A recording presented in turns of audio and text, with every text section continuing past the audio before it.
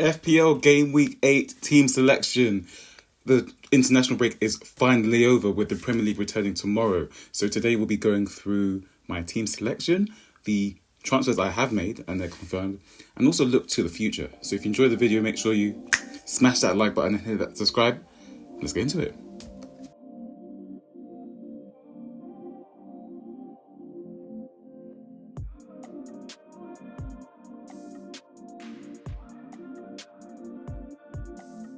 What's up? It's FPL Vert, where arrows go green most of the time. Because after 6 straight game weeks of green arrows, we suffered our first red. I know, sad. The team didn't actually do too poorly. We had a few returns around, but the main problem was SAKA. He went off for 16 points. And after that, it was an uphill battle. According to live FPL, my safety score was 51 points and we got 47. So I thought I might be able to get away with it by keeping a clean sheet with Pedro Porro in the final game. But then Spurs did what Spurs do and conceded 3 second-half own goals after going 2-0 up. So that was the first red arrow. That's fine. We just, dust ourselves up and get back again. So, after over the international break, we did make some changes to set up the team for the upcoming game weeks. So we can look into that right now.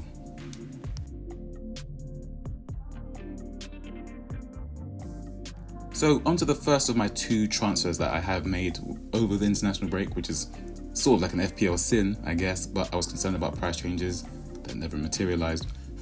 But those of you that have been here from pre-season will know that I've been singing Trent's praises from the very beginning. He was one of the first names in my team, along with Haaland. But I do think now is the time to perhaps move off him. Obviously at 7.1 million, that's a sizable investment.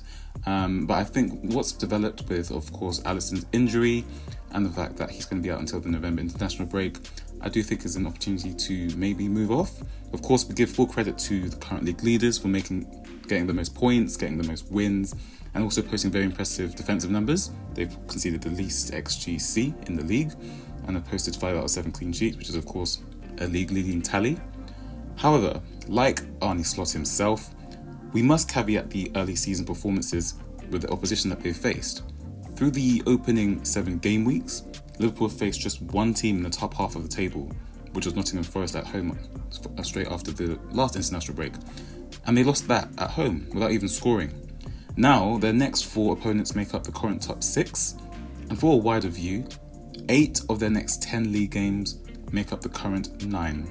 When Alisson's been ruled out until the November break, in addition to a tough fixture run, it would appear that clean sheets will be less likely. That's not to say Trent can't get attacking returns, as he reminded us with his free kick over the international break for England. But at 7.1 million, I believe funds can be used for fitting more premiums alongside Erling Haaland. So I can confirm Trent has actually been sold.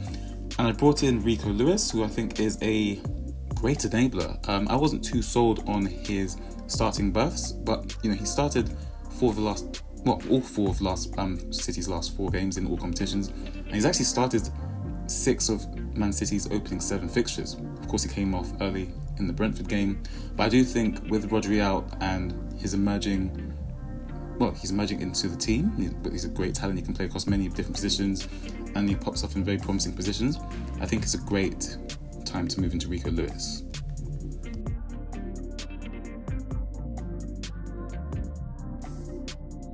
So after downgrading Trent to Rico Lewis, we've had some exciting upgrades elsewhere in the team. So I can confirm I have sold mbeumo, and yes, I would prefer to have kept him, and I'm hoping to get him back in my wildcard, which I'm thinking will be game week 12. So I'm just going to hide behind the sofa, especially in game week 9 when he hosts Ipswich. But Brentford themselves as a team, they haven't actually been attacking too well. They're posting the 10th best expected goals metrics in the league, which is, it's not good, it's not bad, it's just, mid-tier. They, apart from the Wolves game, which we all know now that, Wolves are conceding the most goals in the league, they haven't really been attacking that well in terms of scoring goals. Obviously, they've been scoring in the first minute, and then that's it, really. So I do think it's risky to go against him for sure, but the person I'm bringing in Bukayo Saka, he plays for Arsenal, who are currently the number 1 attack in terms of expecting goals, and his level of creativity is completely peerless. His 12 big chances created is the most in the league. His 7 assists is the most in the league. and his key passes are also top in the league as well.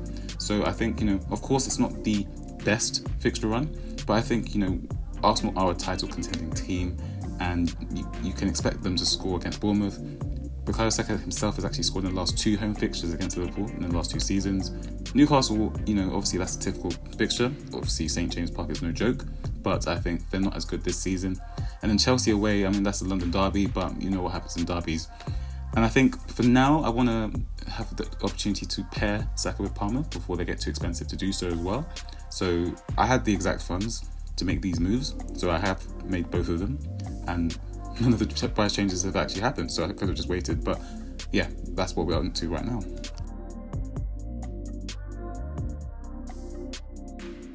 So into the team selection for game week 8 after those 2 transfers for a hit, by the way. Dean Henderson is the biggest hole in my team at the moment, but he'll be sticking around until I activate my wild card, so I'm just going to have to grin and bear it. Games featuring Nottingham Forest tend to be low scoring. In fact, 6 of their last 7 league games have actually featured less than 3 goals. So let's hope for some saves. Gabriel Magalhaes has returned in each of his away league games this season, returning a clean sheet at Villa Park with a goal and clean sheet combination at Tottenham, as well as a goal at Man City. He also leads defenders for shots in the box and big chances, and this week he travels to a Bournemouth side that have scored 3 goals in their last 4 game weeks, and most recently failed to score at newly promoted Leicester City. So let's hope for some returns.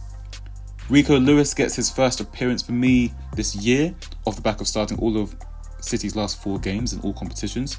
In fact, he's started 6 of City's last 7 league games, and he's already tallied 2 assists. Pedro Porro has already found the net this season on opening day against Leicester City, and he's actually scored 4 times in the last 15 league games. He's actually taken the most shots out of all defenders as well, and only ranks behind Trent Alexander-Arnold and Leif Davis for key passes. We welcome Bukayo Saka back into the team, having sold him in game week 4, and the original plan was to get him back in game week 6, but we were in a different direction with Palmer. But it's good to have the star boy back all the same. His performance level of a league best 7 assists, 15 big chance involvements with 12 big chances created, has convinced me to take a hit to bring him back for this week to own for the foreseeable future. And considering that he's returned in all but 1 game week this season, I think he's a long-term hold in this team. Morgan Rogers has had 5 big chance involvements in the last 4 game weeks, and he faces a Fulham side that have yet to record a clean sheet at home this season. Cole Palmer travels to Anfield in the blockbuster fixture of the weekend as his Chelsea side take on league leaders Liverpool. Palmer ranks top with Haaland for FPL points this season, and he leads the league along with Saka for big chance involvements with 15, having had 7 big chances himself and creating 8 big chances for his teammates. Emil Smith-Rowe has returned in all of his home games this season and faces an Aston Villa side without an away clean sheet in 5 league attempts, having faced promoted Leicester and Ipswich in that spell. Chris Wood has scored 4 goals in 4 separate games this season, and he's racked up 10 bonus points along the way, with only Erling Haaland and Mohamed Salah amassing more. He faces a Palace side without a win in their last 7 league games. Ollie Watkins travels to one of his favourite opponents. In fact, Brighton are the only team that Ollie Watkins has scored more goals against than Fulham. So let's hope for a repeat of his brace at Craven Cottage in this fixture last season, where he's returned 13 points. Watkins' 11 big chances is more than any other player in the league. And last but not least, Erling Haaland will retain the armband. Despite going 2 matches without a goal, he faces a Wolves side who have conceded a league-high 21 league goals, and only Ollie Watkins can boast more big chances than his 10. We will be benching Semenyo for the foreseeable future due to his run of Arsenal at home, Villa away, and City at home in the next 3. And obviously the big miss from my team is mbeumo, so like I mentioned, I will be hiding behind the sofa, especially in game week 9 when he faces Ipswich. And in terms of going forward, this is the squad I'm set to be rocking with until game week 12, hopefully, unless any injuries pop up. I've taken a hit and I don't really want to be doing that more often, so I'm just going to be saving these FTs, these free transfers, for a rainy day. So that's the team selection. And yeah, I won't actually be making any transfers hopefully for a while. So let me know in the comments, what do you think of the team, who you're going to be captaining, and make sure you like, comment, share, and subscribe. And I'll see you next week.